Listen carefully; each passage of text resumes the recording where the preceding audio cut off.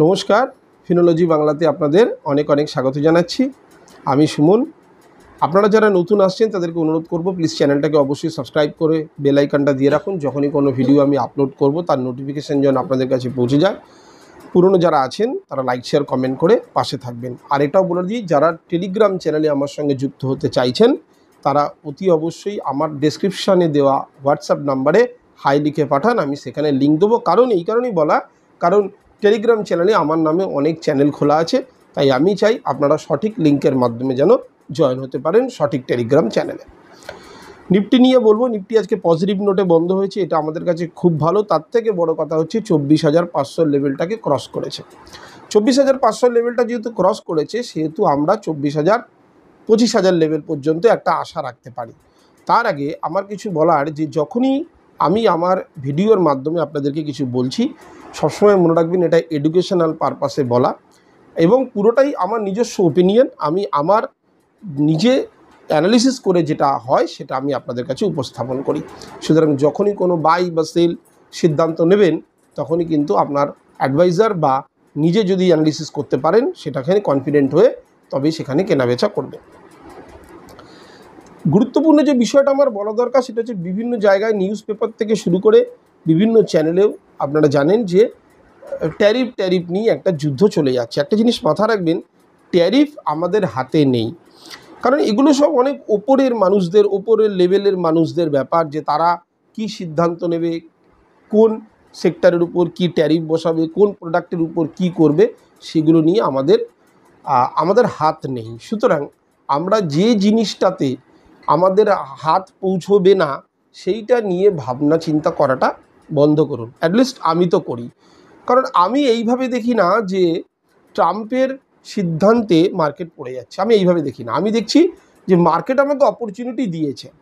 এখন এই অপরচুনিটিটা আমি কাজে লাগাতে পারবো কি না সেটা পরের বিষয়। হতে পারে আমার কাছে ক্যাপিটালই নেই, তাহলে আমি যদি ক্যাপিটাল আমার কাছে না থাকে, তাহলে আমি এক্সপিরিয়েন্স গেইন করবার জন্য দাঁড়িয়ে থেকে দেখব যে মার্কেট কিভাবে এগোচ্ছে। আমি বলেছি মার্কেটে তাদেরই যারা অবজারভেশনটা ভালোভাবে করতে পারে, যে কোন শেয়ারগুলো কিভাবে কাজ করছে, কোন সেক্টরগুলো কিভাবে কাজ করছে।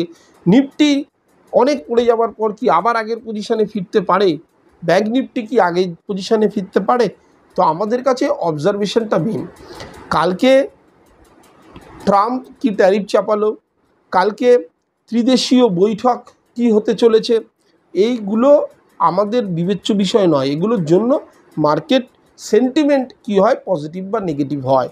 তো যদি নেগেটিভ হয়, সেহেতু হাহুতাশ না করে যদি ক্যাপিটাল থাকে তাহলে চিন্তা করবেন অপরচুনিটি এসছে। যদি ক্যাপিটাল না থাকে তাহলে ভাববেন, সেটাকেও নেগেটিভ হিসাবে নেবেন না, তখন ভাববেন এক্সপিরিয়েন্স গেইন করবার একটা অপরচুনিটি পেলাম। সবসময় ক্যাপিটাল আমাদের হাতে না থাকে, কারণ আমরা কিন্তু রিটেল ইনভেস্টার, এটা মাথায় রাখতে হবে। তো রিটেল ইনভেস্টারদের ক্যাপিটালের একটা সীমা আছে। প্রথমত আমাদের একটা ভুল হয়, আমরা প্রথম ধাপেই সমস্তটা ইনভেস্ট করি। আমরা খেপে খেপে ইনভেস্ট করতে পারলে কি হয়, নিফটি যতদূর পড়বে ততদূর পর্যন্ত আমরা অবজার্ভ করতে পারবো আর ইনভেস্ট করতে পারবো। তো যেহেতু আমাদের কাছে নেই, সেহেতু আমরা চিন্তা করতে পারছি না, তবে আমরা এক্সপিরিয়েন্সটাকে গেইন করতে পারবো। তাই নিফটির কালকে দেখা গেল কোনো ইলেকশান হেতু, কালকে যদি দেখা যায় কোনো রেট কাট হতে পারে, রেপো রেট বা ফেডের কোনো রেটে হতে পারে, আমেরিকায় ডাউজনে অনেক কারেকশান আসতে পারে, যার জন্য কারেকশান হতে পারে, পার্টিকুলার কোনো স্ক্যাম জাতীয় কোনো ঘটনা ঘটে যেতে পারে, তার জন্য কোনো মার্কেট ফল করতে পারে।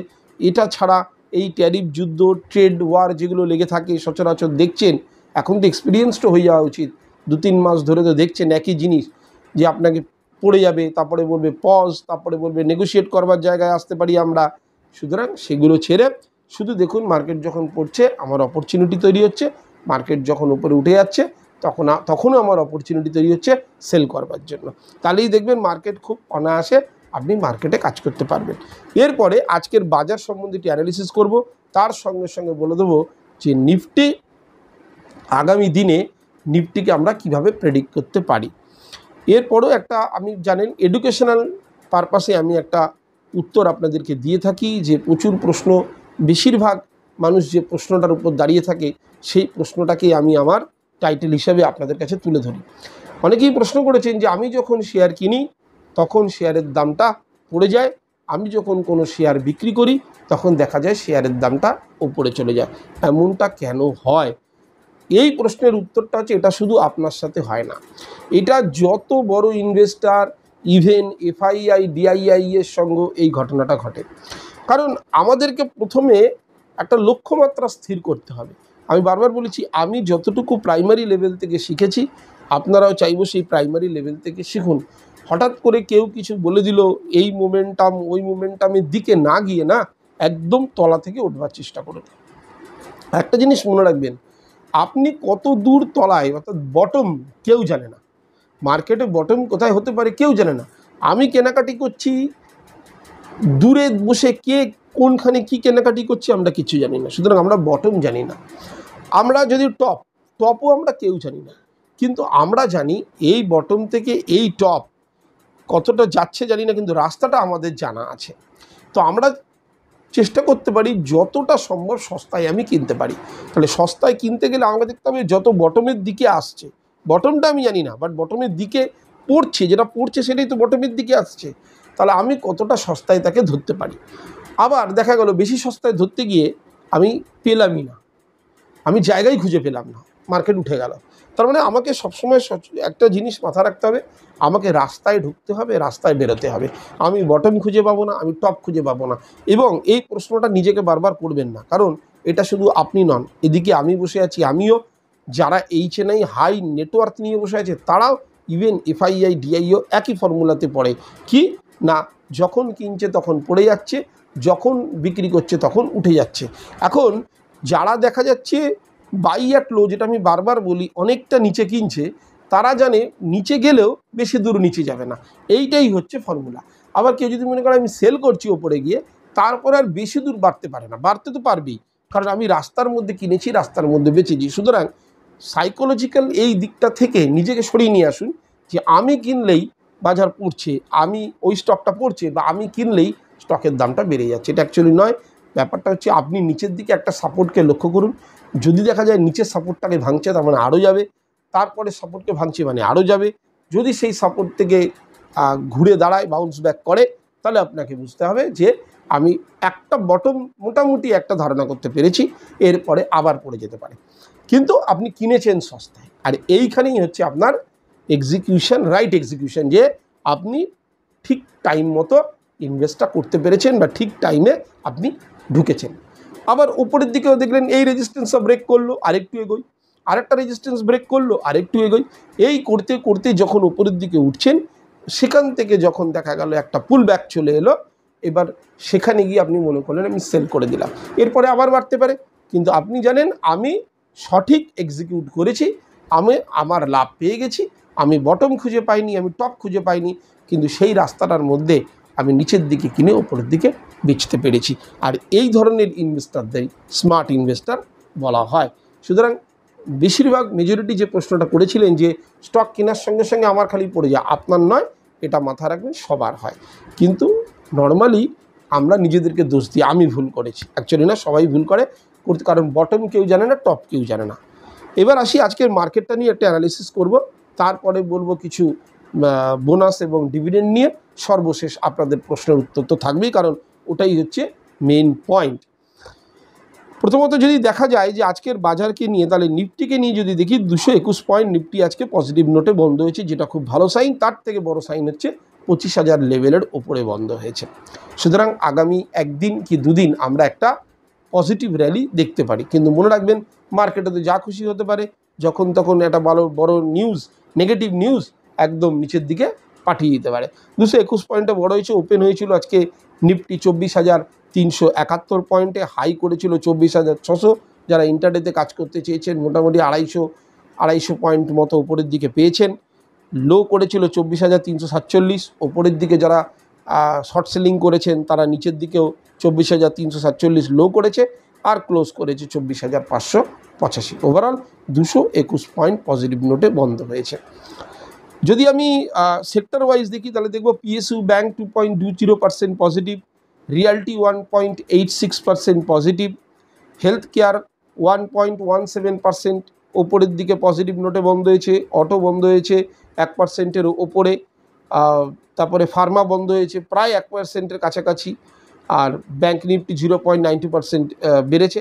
তো ওভারঅল দেখা যাচ্ছে সেক্টর ইন্ডেক্স সবই মোটামুটি পজিটিভ নোটেই বন্ধ হয়েছে। আমি আপনাদেরকে বলেছিলাম যখনই দেখবেন যে একটা জিনিস লক্ষ্য করবেন, যে যখনই মার্কেট উপরের দিকে বন্ধ হয়, এই নিফটি 50-র একটা স্টক আদানি এন্টারপ্রাইজকে আপনি দেখবেন টপ গেনারের মধ্যে থাকবে।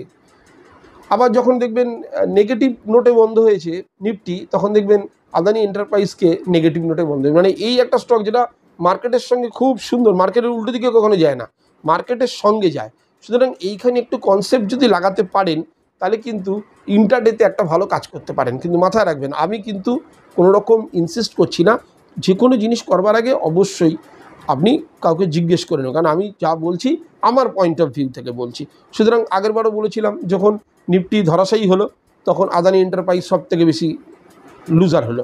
এখানে দেখুন আদানি এন্টারপ্রাইজ 4.29% আজকে পজিটিভ র্যালি দিয়েছে, টাটা মোটরস দিয়েছে 3.20%, ইটার্নাল দিয়েছে 2.69%, গ্রাসিম দিয়েছে 2.65%। যদি এরপরও নেগেটিভ নোটে বন্ধ হয়েছে কোনগুলো, হিরো মোটোকর্প 0.76% নেগেটিভ, বেল 0.23% নেগেটিভ, আর ভারতী এয়ারটেল হচ্ছে 0.18% নেগেটিভ। এই হচ্ছে ওভারঅল একখানা মার্কেট আজকে গেছে। এখন কথা হচ্ছে নিফটি আগামী দিনে কি করতে পারে। নিফটির লেভেলগুলো যদি দেখি, তার আগে দেখব গিফট নিফটি। গিফট নিফটি 24,660-কে যদি ব্রেক করে, এখন এই মুহূর্তে 24,605-এর ওপরে ট্রেড করছে গিফট নিফটিতে। সুতরাং কালকে একটা পজিটিভ র্যালি ছোট হলেও দেখা যেতে পারে বাজারে, যেহেতু 24,660 পর্যন্ত একটা রেজিস্ট্যান্স লেভেল আছে গিফট নিফটির। সুতরাং এখন 24,605-এর উপরে আছে, তো 24,660 পর্যন্ত তারা ছোট মুভমেন্ট হলেও দিতে পারে। সেই হিসাবে নিফটিকে যদি প্রেডিক্ট করি, গিফট নিফটিকে দেখে যদি নিফটিকে প্রেডিক্ট করি, তাহলে দেখব নিফটির যে এখন যেখানে ট্রেড করছে নিফটি, তার 24,585 এরকম, তার উপরে যদি ধরি তাহলে রেজিস্ট্যান্স হচ্ছে 24,635। 24,635 যদি ওপরে যায় তাহলে কিন্তু আমরা বলতে পারবো একটা পজিটিভ সেন্টিমেন্ট, এবং তখন কিন্তু আমরা সি নিয়ে কাজ করতে পারি, এবং মানে কল অপশান কিনে কাজ করতে পারি। সেখানে আপনার 24,670 হচ্ছে পরের লেভেল, তার পরের লেভেল হচ্ছে 24,710, তারপরের লেভেল হচ্ছে 24,740। তারপর উপরে পরপর অনেক কটা রেজিস্ট্যান্স আছে। যদি আমি কালকে দেখি কোনো একটা নিউজের জন্য বা মার্কেটে আবার বাজার নেগেটিভ হতে শুরু করলো, নেগেটিভ সেন্টিমেন্টে 24,430 হচ্ছে সাপোর্ট এখন যেখানে দাঁড়িয়ে আছে, সেখান থেকে যদি পড়ে যায় তাহলে পির দিকে আমরা যেতে পারি। সেখানে 24,400, 24,365 এবং সর্বশেষ 24,335 অবধি আমরা দেখতে পারি। কিন্তু মনে রাখবেন এগুলোর মাঝখানেও সবথেকে বেশি ওপেন ইন্টারেস্ট 24,500-তে দাঁড়িয়ে আছে। সুতরাং 24,585-তে যদি নিফটি এখন থেকে থাকে তাহলে 24,500 কিন্তু একটা ভালো রকমের সাপোর্ট কাজ করবে। বারবার বলছি, যখনই সিপি এগুলো নিয়ে কেনাকাটি করবেন নিজেরা ভালো করে অ্যানালিসিস করে নেবেন, কারণ আমি আমার ভিডিওতে যাই বলছি পুরোটাই কিন্তু এডুকেশনাল পারপাসে আপনাদের সামনে তুলে ধরছি। এবার কতগুলো ডিভিডেন্ড নিয়ে আলোচনা করি। প্রথমে বলবো ইলেকট্রো স্টিল কাস্টিং ডিভিডেন্ড দিচ্ছে 1 টাকা 40 পয়সা প্রতি শেয়ার। 14ই আগস্ট হচ্ছে এর এক্স ডিভিডেন্ড ডেট। এখন 1 টাকা 40 বললে আপনি ভাবেন মাত্র 1 টাকা 40, স্টকটার দামও আছে 100 টাকার মধ্যে, তার মানে প্রায় 1.4% আপনাকে ডিভিডেন্ড হিসেবে দিয়ে দিচ্ছে। এরপরে হচ্ছে মার্গেনাইট ক্রুসেবল ইন্ডিয়া ডিভিডেন্ড দিচ্ছে 19 টাকা প্রতি শেয়ার। 14ই আগস্ট হচ্ছে এর এক্স ডিভিডেন্ড ডেট। এরপরেরটা বলবো রেপকো হোম ফিনান্স ডিভিডেন্ড দিচ্ছে 4 টাকা প্রতি শেয়ার। 14ই আগস্ট এর এক্স ডিভিডেন্ড ডেট। এরপরে আমরা যেটা আসবো সেটা হচ্ছে এইচডিএফসি ব্যাঙ্ক যে বোনাস ইস্যু করেছে, অনেকে হয়তো জানেন, যারা জানেন না তারা জেনে নিন। 1:1 অনুপাতে, অর্থাৎ আপনার কাছে যে কটা শেয়ার আছে এইচডিএফসি ব্যাঙ্কের সেগুলো জাস্ট ডবল হয়ে যাবে। সুতরাং এই কটা ডিভিডেন্ড এবং বোনাস শেয়ার ছিল যেগুলো আমি আপনাদের সামনে তুলে ধরলাম। আছে তো অনেক কিছু, সেগুলো বলি না, কারণ সেগুলো পেনি স্টকের মধ্যে পড়ে বলে আমি আপনাদেরকে আর সেগুলো তুলে ধরি না। এরপরে যেটা আমি বলবো এইচডিএফসি ব্যাঙ্ক এবং আইসিআইসি ব্যাঙ্কের একটা নিউজ নিয়ে, বিশেষত আইসিআইসিআই ব্যাঙ্কের নিউজ নিয়ে। এটা জানা দরকার যে আইসিআইসিআই ব্যাঙ্কের যে সেভিংস অ্যাকাউন্টের মিনিমাম ব্যালেন্স তারা মেনটেন করতো, তাদের কিন্তু 1 আগস্ট থেকে সমস্ত এর মধ্যে চেঞ্জেস আনছে। কি আনছে না, এতদিন আইসিআইসিআই ব্যাঙ্কে যেটা ছিল সেটা ছিল মেট্রো এবং আরবান সিটিতে 10,000 টাকা ছিল। 10,000 টাকা অ্যাভারেজ ব্যালেন্স মেনটেন করতে হতো, সেটা বাড়িয়ে করা হলো 50,000, মানে একবারে এক ধাপে 400% বাড়িয়ে দেওয়া হলো। সেমি আরবান এরিয়াতে যদি করা হয় সেখানে ছিল 5,000, সেটাকে করা হয়েছে 25,000, অর্থাৎ সেখানেও 400%-এর একটা বৃদ্ধি করা হয়েছে। আর রুরাল এরিয়ায় ছিল 2,500 টাকা, সেটাকে বাড়িয়ে করা হয়েছে 10,000, অর্থাৎ 300%। তার মানে কি, মেট্রো সিটিতে যেটা ছিল 10,000 সেটাকে নিয়ে আসলে এখন রুরালে। সুতরাং আইসিআইসিআই ব্যাংকের এটা চালু হচ্ছে কবে? 1 আগস্ট থেকে। পেনাল্টি কী আছে? যদি শর্টফল দেখা দেয়, যে আপনার অ্যাভারেজ ব্যালেন্স যদি শর্টফল দেখায়, তারা হচ্ছে 6% বা 6% শর্টফলে, অথবা 500 টাকা, হুইচ এভার ইজ লোয়ার। এই দুটোর মধ্যে যেটা সব থেকে কম হবে সেটাই আপনাকে চার্জ করা হবে। সেক্ষেত্রে এইচডিএফসি ব্যাংকের যেটা আছে তুল্যমূল্য কম আছে। আরবান মেট্রো এরিয়ায় 10,000 ছিল, 10,000 আছে, সেমি আরবানে হচ্ছে 5,000, আর রুরালে 2,500 যেটা ছিল। এদেরও 6% আছে যদি শর্টফলে হয়, আর 600 টাকা বা 6% যেটা কম হবে সেটা আপনার উপর ধার্য করা হবে। এখন কথা হচ্ছে আইসিআইসিআই ব্যাংকের এটা কেন হলো? অ্যাকচুয়ালি আইসিআইসিআই ব্যাংক বলে না, ব্যাংকের অতি একটা গুরুত্বপূর্ণ বিষয় হচ্ছে কাসা রেশিও, কারেন্ট অ্যাকাউন্ট সেভিংস অ্যাকাউন্টের যে রেশিও। একটা জিনিস মাথায় রাখবেন, যদি আপনি সেভিংস অ্যাকাউন্টে কোনো টাকা রেখে থাকেন, তাহলে ব্যাংকে অতি সামান্য ইন্টারেস্ট আপনাকে দিতে হয়। মানে আপনি যদি মনে করেন সেভিংস অ্যাকাউন্টে টাকা রাখবেন, ব্যাংক হয়তো আপনাকে 3 থেকে 3.5% দেয়, কিন্তু ওই টাকাটাই ব্যাংক যখন কাউকে লোন হিসেবে দেয়, তাকে কিন্তু 8%, 9%, 11% পর্যন্ত দেয়। আর যদি কারেন্ট অ্যাকাউন্টে আপনি টাকা ফেলে রাখেন, তাহলে তো আপনাকে কোনো ইন্টারেস্টই ব্যাংক দেয় না। সুতরাং সেই টাকাটা কিন্তু আবার ব্যাংক চাইলে কাউকে লোন হিসেবে দিতে পারে। তাহলে কি দেখা গেল, যে ব্যাংকের কাছে এটা খুব সহজ জিনিস ছিল, যে কম ইন্টারেস্ট কাস্টমারকে দিলাম, অথচ ওই কাস্টমারের টাকাটাই আমি যখন কোনো লোন হিসেবে কাউকে দেব, সেখান থেকে আমি বেশি ইন্টারেস্ট খেতে পারবো। তো সেই ক্ষেত্রে সেইটার কথা চিন্তা করেই, যে এমনিও আইসিআইসিআই ব্যাংকের 42% হচ্ছে কাসা রেশিও, তারপরেও কী করেছে তারা, এই রেটটা বাড়ালো, যাতে এই বেশি পরিমাণ টাকা এলে এবার সেটাকে আমরা বাইরে লোন হিসেবে দিলে বেশি ইন্টারেস্ট দিতে পারবো। আর এটা কাদের জন্য? এটা কাদের জন্য? যারা 1 আগস্ট থেকে নতুন অ্যাকাউন্ট খুলছেও। এটা ভাববেন না যাদের পুরনো আছে তাদেরকে ওই ব্যালেন্সটা মেনটেন করতে, যারা 1 আগস্ট থেকে খুলছে তাদের জন্য এটা চালু থাকবে। সুতরাং এটা ব্যাংক এই জন্য করে, কারণ ব্যাংকের খুব একটা ভালো পলিসি হচ্ছে যে কম ইন্টারেস্ট দিতে পারবো এমন সেভিংস অ্যাকাউন্ট রইল, সেই টাকাটা আমি লোন হিসেবে কাউকে দিয়ে একটা বড় ইন্টারেস্ট আর্ন করতে পারবো। এবার আসবো আপনাদের মূল্যবান কিছু প্রশ্নের উত্তর নিয়ে। আমাকে একজন প্রশ্ন করেছেন যে কল অ্যান্ড পুট যদি খুলে বলেন। কল মানে হচ্ছে মার্কেট যে জায়গায় দাঁড়িয়ে আপনি প্রেডিক্ট করছেন যে মার্কেট ওপরের দিকে যাবে, তাহলে আপনি কি করবেন? কল কিনবেন। ওপরের দিকে যাওয়া মানে কল, নিচের দিকে যাওয়া মানে পুট। সাধারণ কথা, যেটাকে আমরা বলি CRP, call option, put option. এবার ধরুন নিফটি আজকে দাঁড়িয়ে আছে 24,500 লেভেলে, আপনি মনে করলেন নিফটি 24,000 থেকে 500 থেকে 25,000 পর্যন্ত যাবে, তো আপনি 24,500 লেভেলে একটা কল বাই করলেন। সেখানে কিন্তু পুট বাই করলে হবে না, কারণ আপনার চিন্তাধারা হচ্ছে, আপনার প্রেডিকশান হচ্ছে মার্কেট ওপরে যাবে। আর যে মনে করছে না মার্কেট নিচের দিকে যাবে, সে মনে করছে 24,500-তে নিফটি দাঁড়িয়ে আছে, নিফটি নিচের দিকে 24,000 পর্যন্ত আসতে পারে, তাহলে আমি সেখানে কি করব? পুট বাই করব। তাহলে নিচে যাওয়ার জন্য যেটা, সেটাকে বলে পুট, ওপরে যাওয়ার জন্য যেটা, সেটাকে বলে কল। এই দুটো শুধুমাত্র অপশান ট্রেডিংয়ের ক্ষেত্রেই প্রযোজ্য। আর কী হবে, যখনই আপনি কিনছেন, কল কিনছেন মানে আপনি ওপরের দিকে যাবে, যদি উল্টো দিকে হয়ে যায় আপনি লস ক্যারি করতে হবে আপনাকে। আর যদি পুট কিনে থাকেন, যে আপনি মনে করলেন, প্রেডিক্ট করলেন মার্কেট নিচের দিকে যাবে, কিন্তু দেখা গেল আপনার অপোজিটে গেল, তাহলে কিন্তু আপনাকে ওই দিক থেকে লস ক্যারি করতে হবে। তারপর লিখছেন 2 লট NSDL পেয়েছি আইপিও হিসাবে, ওটা কি বিক্রি করব? এখন আমি বলেছি আইপিওতে অনেকে আছেন যারা আইপিও কিনেছেন, দীর্ঘ সময়ের জন্য রাখবেন, সেও রাখতে পারেন। আর লিস্টিং গেন বলে একটা ব্যাপার আছে, যে আপনি যে দামে কিনেছিলেন সেখান থেকে বেড়ে গেছে, আমি শর্ট টার্মের একজন ট্রেডার, আপনি বেচে দেবো। এবার আপনার পয়েন্ট অফ ভিউ বলবে যে আপনি কী জন্য কিনেছিলেন, যে লিস্টিং হয়ে যাওয়ার পর দাম বেশি পেলে বিক্রি করে দেবো, তাহলে করে দেবেন। আর যদি মনে করেন না, আপনি দীর্ঘমেয়াদী পরিকল্পনা 5 বছর 10 বছরের জন্য NSDL রাখবো, তাহলে আপনি রাখতে পারেন। এরপরে লিখেছেন রিল্যাক্সো ফুটওয়্যার এবং বাটা ইন্ডিয়া 9 থেকে 10 মাস আগে কিনেছি, এখন 20% লস, কী করব? আপনি যখন কিনেছেন, কোনো একটা জিনিসকে কিনেছেন, যে কোনো আন্ডারলাইন অ্যাসেটকে যদি আপনি কেনেন, আপনার পাওয়ার জায়গাটা কি না, আপনি কিছু লাভ করতে এসেছেন, আপনি ক্ষতি তো করতে আসেননি। তাহলে আপনি যেখান থেকে কিনেছেন সেখান থেকে যদি মার্কেট নিচে চলে আসে, এটা তো আপনার ভুল না। হতে পারে আপনার এন্ট্রি এক্সিটে কিছু ভুল হতেও পারে, কিন্তু আপনি যখন কিনেছেন তখন চিন্তা করেছিলেন যে আমি কিছু প্রফিট নিয়ে বেরোবো। মার্কেট অপোজিটে গেল, মার্কেট অপোজিটে যাওয়া মানেই আপনাকে বিক্রি করে দেওয়া নয়। আপনার লস 20% আনরিয়ালাইজ, এটা আপনি বুক করেননি এখনো। এবার মার্কেট যখন আবার আস্তে আস্তে উপরের দিকে র্যালি দেবে, আপনি দেখবেন মার্কেটে আস্তে আস্তে আপনি আবার 20% থেকে 15%, 50% থেকে 10%, এরকম করতে করতে পজিটিভে চলে আসবেন।